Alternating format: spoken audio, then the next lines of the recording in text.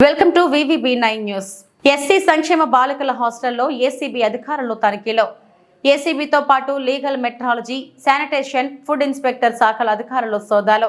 ప్రభుత్వం అందిస్తున్న సంక్షేమ ఫలాలు విద్యార్థులకు అందుతున్నాయా లేదా అనే కోణంలో తనిఖీలు చేపడుతున్న అధికారులు.